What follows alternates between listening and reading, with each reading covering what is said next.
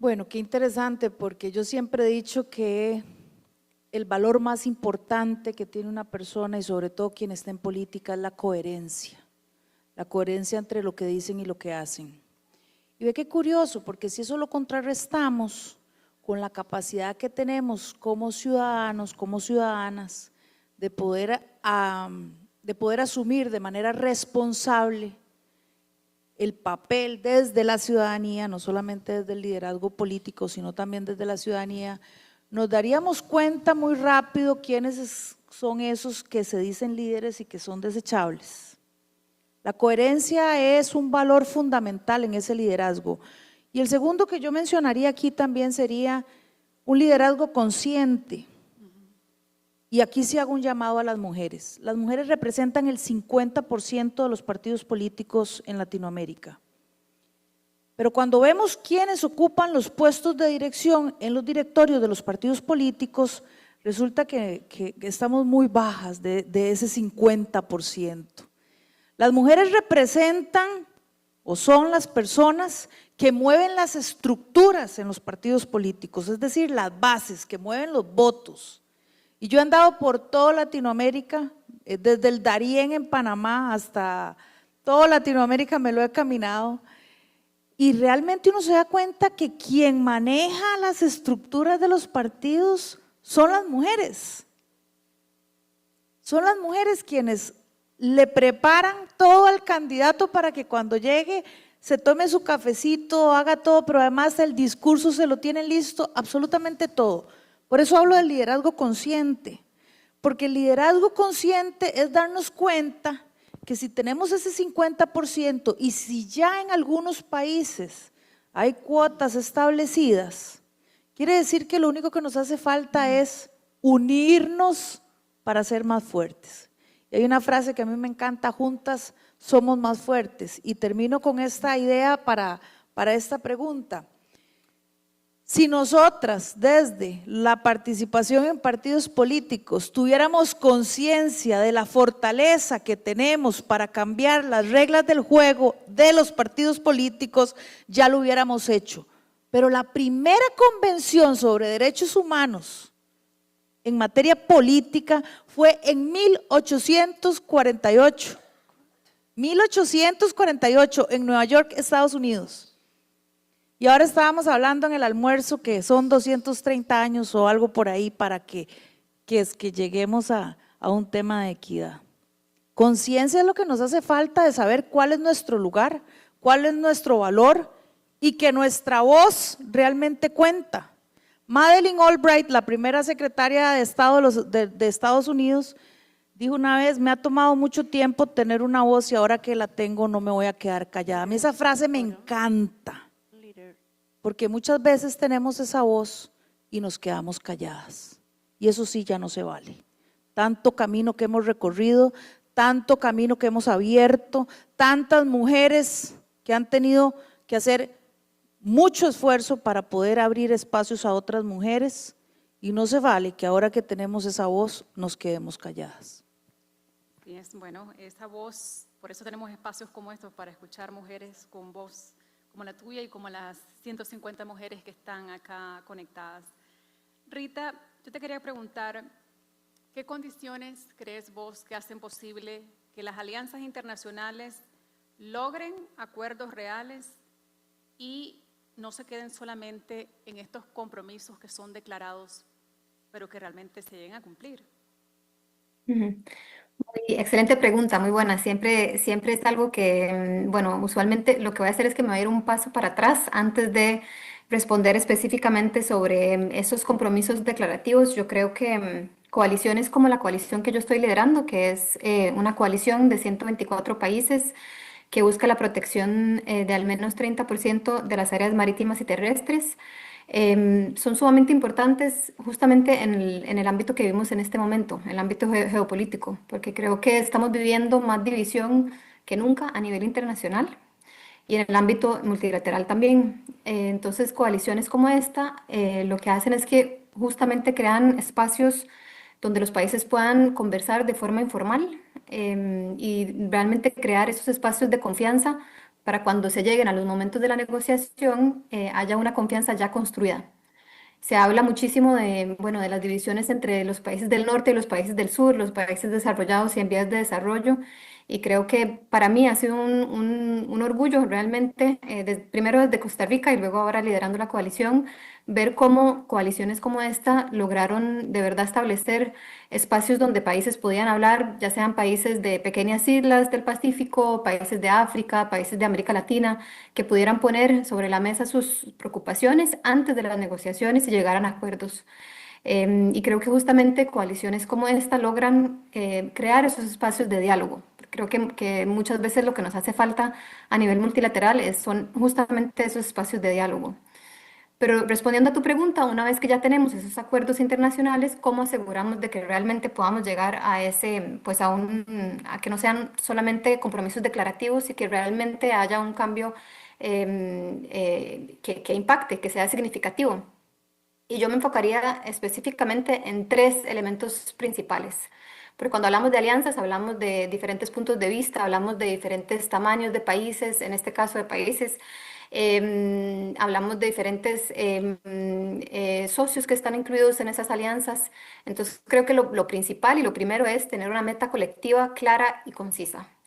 En el caso de la coalición de alta ambición, hay una meta que es específicamente sobre la protección del 30% de nuestras áreas marítimas y terrestres, y creo que eso es fundamental para que podamos realmente tener una base de entendimiento común, una meta común, y no irla cambiando, sino más bien justamente esta meta que sea lo que une a los países para avanzar. Lo segundo es mantener ese compromiso continuo, ese compromiso político continuo, no únicamente en el momento de la declaración, sino que sea a través de los diferentes años. Esta meta es de aquí al 2030, por ejemplo. Entonces es sumamente importante mantener el diálogo, mantener el compromiso por parte de los gobiernos, pero también por parte de las diferentes organizaciones. Y de parte de la coalición hacemos muchísimo énfasis y esfuerzo también en incluir las diferentes organizaciones internacionales para justamente lograr ese avance y que haya, como bien lo mencionaba Fanny antes, esa coherencia y consistencia. Y por último, creo que es fundamental el acceso al financiamiento y a herramientas técnicas y mecanismos de intercambio de conocimiento. En específico, cuando hablamos de conservación del medio ambiente y conservación de nuestra naturaleza, los países más megadiversos y que tienen pues, la mayor diversidad biológica del mundo son nuestros países en vías de desarrollo. Y somos quienes necesitamos más este apoyo financiero y ese apoyo técnico. Y creo que acompañando a esos compromisos internacionales que obviamente pues, nos dan ese marco internacional que luego tenemos que traducir a nivel nacional y luego obviamente a nivel ya más local, necesitamos de esos apoyos más a nivel de esas herramientas técnicas y esos accesos a financiamiento. Entonces creo que esos tres elementos son fundamentales para que las alianzas puedan ser realmente efectivas y que podamos ir más allá de esos compromisos más declaratorios y realmente que impacten. Muchas gracias, Rita. Fanny, ahora temprano estuvimos conversando en un panel anterior de que las mujeres suelen tener mayor escrutinio sobre su estilo de comunicación, sobre sus decisiones, ¿no? ¿Qué diferencias observas en la forma en que se evalúa el liderazgo político femenino y cómo puede ese liderazgo convertir esa presión en una ventaja? Sí, bueno, evidentemente cuando alguien viene a sacudir el sistema y a cambiar las reglas del juego o a poner en jaque quienes han estado históricamente en el poder, pues van a ser más observadas, más criticadas, van a estar bajo la lupa. Ahí tenemos varias opciones y en este momento se observan varias cosas. Primero, no necesariamente están llegando a puestos de poder mujeres que están en la capacidad de asumir esos puestos, y yo siempre he dicho, flaco favor nos hacen a las demás cuando ocupan puestos que no están capacitadas. Y segundo, que también me parece un tema que es de atención y en la parte política específicamente, ¿cuál es el proceso de capacitación que estamos haciendo para que esas mujeres realmente lleguen con esas capacidades a asumir esos puestos de poder donde nos están representando? Y aquí es muy interesante porque si nosotros hablamos de en los partidos políticos, el discurso es claro, todos estamos a favor del empoderamiento femenino, todos queremos que las mujeres participen, todos queremos llevar cuotas de mujeres, pero cuando analizamos el presupuesto, únicamente el 3% del presupuesto de los partidos políticos va a capacitación de mujeres, según un estudio de la ONU. Y si seguimos la plata nos damos cuenta en realidad cuál es el interés genuino que hay detrás de eso. Y muchas veces hay mujeres que lamentablemente están ocupando un puesto, y lo digo con conocimiento de causa porque hice la agenda política de mujeres de diferentes países en Latinoamérica, y hay mujeres que ellas mismas dicen, a mí me dicen qué es lo que tengo que votar. Y vean qué triste que tengamos realmente situaciones como esta. ¿Y qué es lo que tenemos que poner entonces? Ahí es donde tenemos que poner la atención para ver cómo le damos vuelta a esto, que es precisamente lo que vos ahora decías. ¿Cómo le damos vuelta a eso? Bueno, exigiendo presupuesto para capacitación, exigiendo que haya realmente una participación, no por afinidad, no por herencia de puestos, etcétera, etcétera, sino porque realmente tenemos que abrirnos esos espacios y que las mujeres que estén ahí nos representen, porque finalmente en la política lo que tenemos son puestos de representación, que nosotros realmente sintamos que esas mujeres que están ahí nos representen. Y el otro tema que me parece muy importante es que el tema de la sororidad en la política se ha prostituido demasiado. Y digo se ha prostituido porque una cosa es el discurso que se echan, los foros que hacen, todas las actividades que hacen, pero cuando hablamos de acción y le preguntamos a las mujeres quiénes son las primeras que le bloquean, que les serruchan el piso o que no les permiten avanzar, son precisamente otras mujeres. Y eso es para que realmente pongamos un poquito de autoconciencia y un poquito de autorreflexión sobre lo que nosotras mismas hacemos para otras mujeres. Así que yo siempre les digo, busquen una mentoría, busquen una mentora que las apoye, que les ayude a salir adelante, pero también sean ustedes mentoras, porque todas nosotras también podemos ser mentoras de alguien que está empezando, de alguien que todavía le falta mucho camino por recorrer. Entonces, no solamente miremos hacia arriba, sino también miremos a quién le damos la mano. Y es que hay que empezar desde nuestro metro cuadrado. Muchas veces hablamos de grandes políticas, de grandes cambios a nivel macro y a nivel micro y a nivel inmediato que estamos haciendo. Porque esto es tarea de todas, esto no es tarea de una política pública, esto no es tarea de la empresa, esto es tarea de todas, esto es empezar desde la compañera, desde esa compañera que le tenemos que decir todos los días, qué linda que estás, porque sabemos que en el fondo está un poquito deprimida, porque sabemos que tiene cosas difíciles que afrontar en su casa, en su trabajo. Bueno, ese apoyo empieza desde la más cercana, desde esa próxima que está junto a nosotros y a la que le podemos echar el hombro. Muchas gracias, Fanny.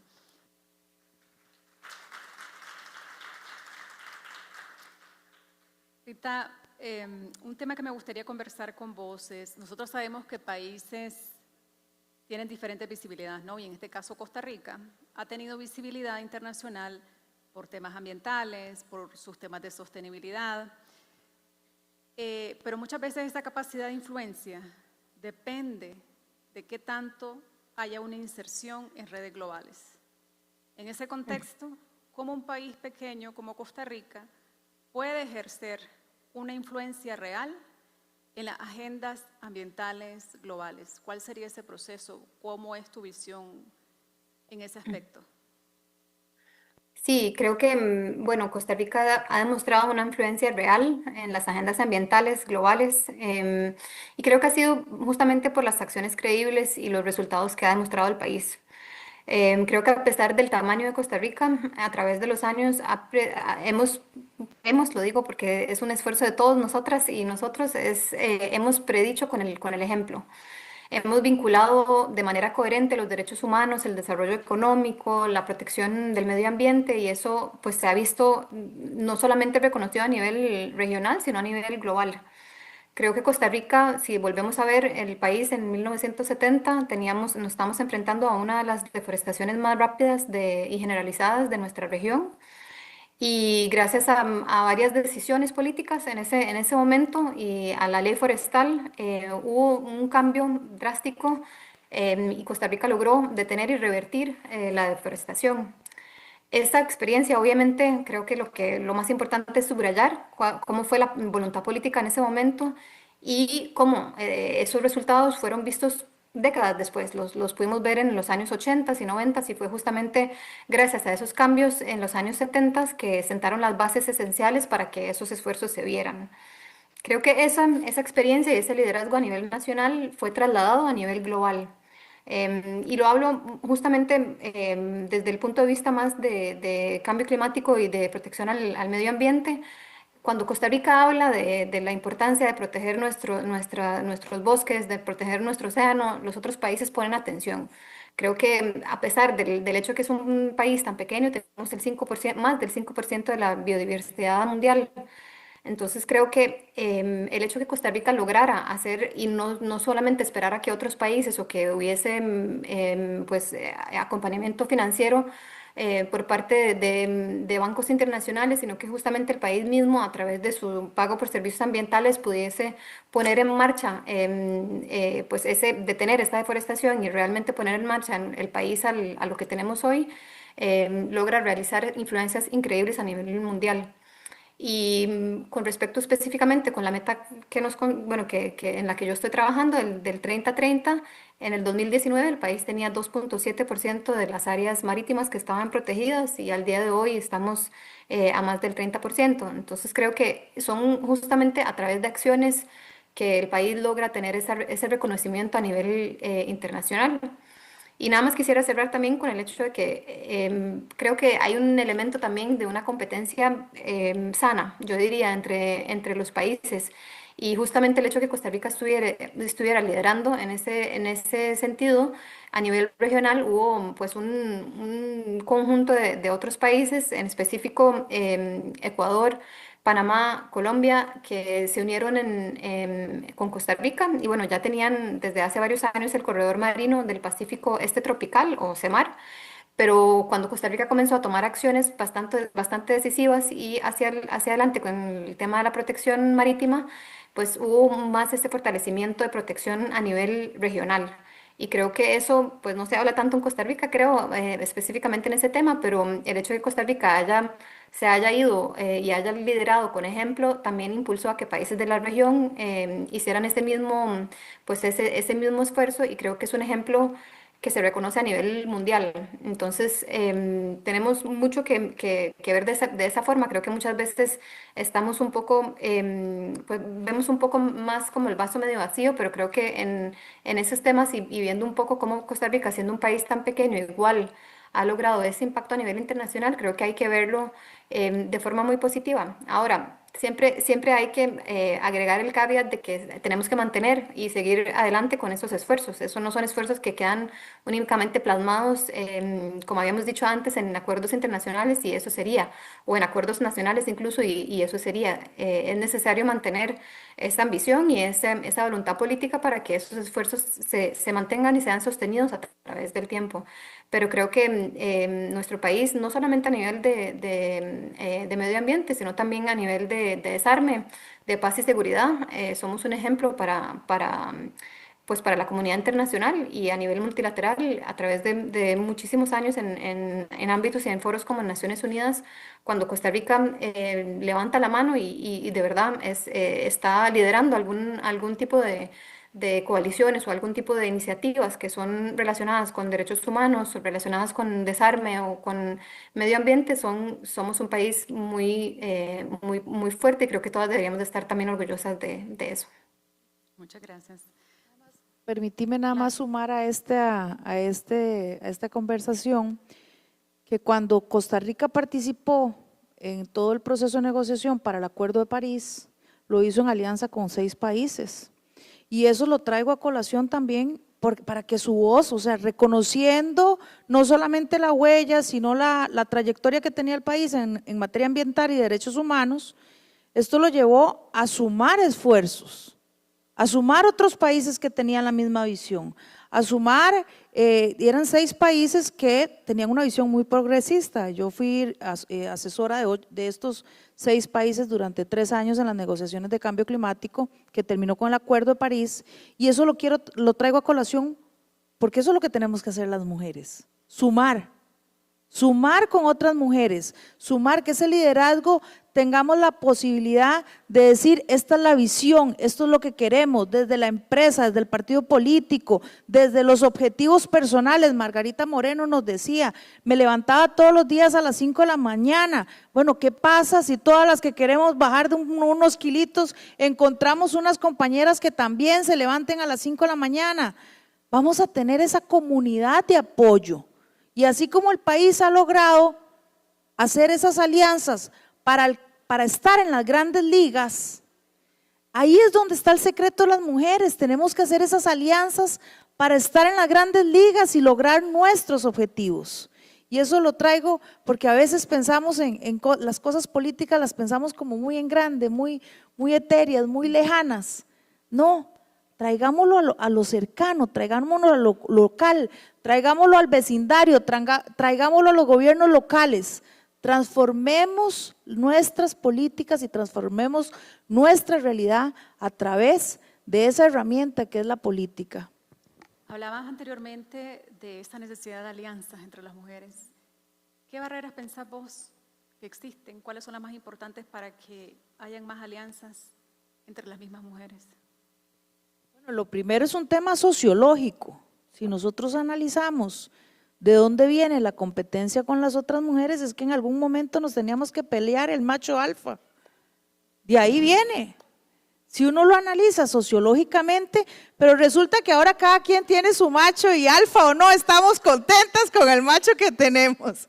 Entonces yo creo que lo primero es romper con toda esa cultura que venimos arrastrando de incluso facilitarle el camino a otros, estar detrás del escenario, estar detrás de bambalinas, estar desplegándonos nosotras para que otros ocupen esos lugares. Cuando nosotros nos damos cuenta que esas alianzas con nuestras pares y que cada una brilla con luz propia y que la luz mía no va a apagar la luz de la otra y que la competencia que es muy buena me hace a mí más bien más fuerte, cuando comprendamos eso vamos a ser capaces de hacer verdaderas alianzas entre mujeres. Y a eso es lo que tenemos que llegar, la transformación y el cambio que tenemos que alcanzar en los diferentes sectores, desde la agricultura, y cuánto tenemos que aprender de las personas que de verdad trabajan desde el campo, de las personas que de verdad trabajan desde zonas rurales. Pero cuando nosotros, el ego sea más pequeño, sobre todo en la parte política que se pelea con tantos egos, cuando entendamos que lo más importante es el resultado, son los objetivos que tengamos en común, ahí vamos a tener la posibilidad de encontrar alianzas verdaderas que transformen no solamente la manera en que vivimos, sino que nos haga mucho más llevadero el paso por esta vida. Muchas gracias.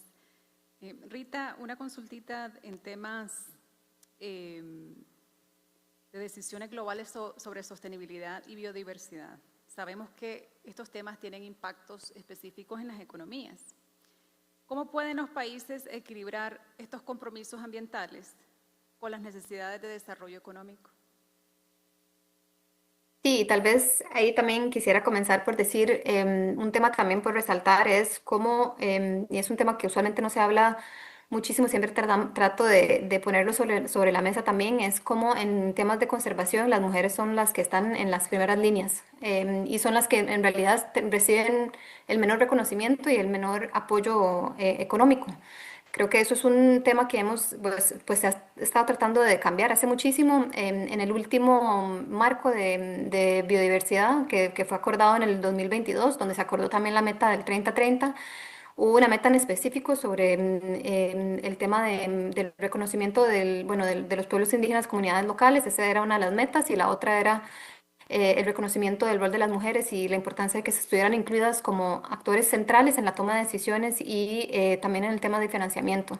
Y creo que eso es un tema que se habla poco en realidad, y al igual que como lo mencionaba Fanny al puro principio, creo que sucede mucho que en temas de incluso las negociaciones tenemos pues a nivel más alto, o sea, a nivel ministerial, tenemos representación.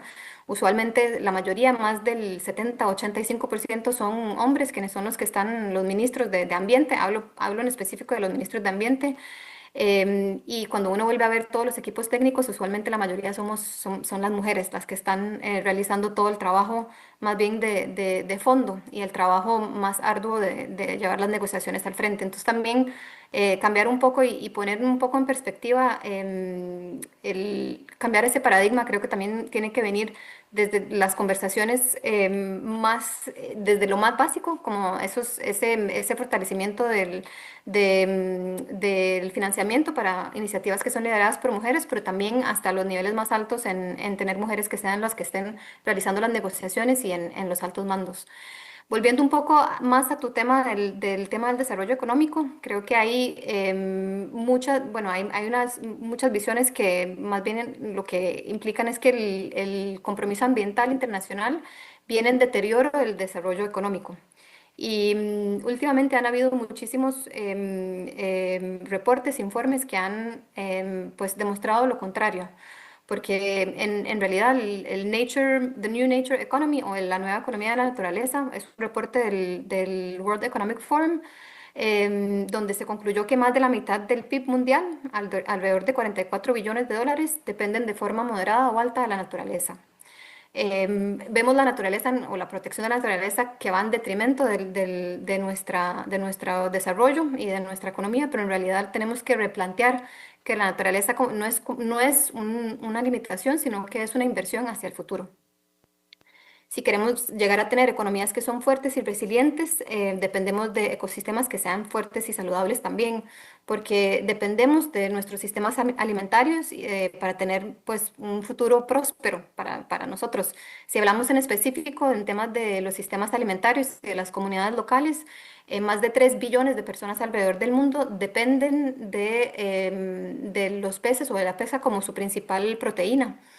Y se sabe que la protección de los ecosistemas marinos contribuye a la recuperación de los peces y fortalece la resiliencia justamente de esas comunidades pesqueras. Entonces creo que sí, que eso es un ejemplo, por ejemplo, con relación a cómo nos impacta en nuestra vida cotidiana a todos y en específico a esas comunidades costeras. Si hablamos del caso específico, por ejemplo, de Costa Rica, el crecimiento, cómo la naturaleza nos ha ayudado más bien a nosotros de ser reconocidos como un destino de turismo bastante fuerte y ha generado muchísimo empleo, representando más del 6% de nuestro PIB, incluso más si logramos incluir también los aportes indirectos. Y tenemos que ver a la naturaleza o la protección de nuestra naturaleza no en detrimento de la economía y de nuestro desarrollo, sino más bien justamente como uno de los motores que nos ayuda pues, a avanzar de forma justa y de forma inclusiva. Creo que hay que realmente comprender que existe un riesgo real y un riesgo económico sistémico si no logramos ver a la protección de nuestro ambiente como parte integral de nuestras economías. Y nada más termino con un informe que fue recientemente lanzado, se llama el informe de riesgos globales, ve los riesgos que tenemos hoy en día y los riesgos de aquí a 10 años y justamente situó la pérdida de la biodiversidad y el colapso de los sistemas, de los ecosistemas como el segundo riesgo más alto de aquí a la próxima década. Entonces, eso refleja realmente cómo tenemos que ver de forma integral esos impactos y no ver de forma divisoria el tema de nuestra protección ambiental con relación al desarrollo económico. Muchas gracias. Ya para finalizar, ¿algún mensaje que nos querrás compartir? ¿Algún tema particular que te gustaría abordar? Iniciemos desde el metro cuadrado que tengamos, desde donde estamos, desde nuestro hogar, a cambiar la cultura que tenemos de participación, mayor participación política, pero también mayor incidencia en la toma de decisiones, quienes nos están representando, asumamos responsabilidad en quienes nos representan, busquemos esas políticas, cambiemos esas leyes que están afectando a las emprendedoras, que están afectando a nivel ambiental, que están afectando, incluso con los datos que hablábamos ahora hace un rato, el tema de la informalidad de las mujeres, el tema del acceso a crédito.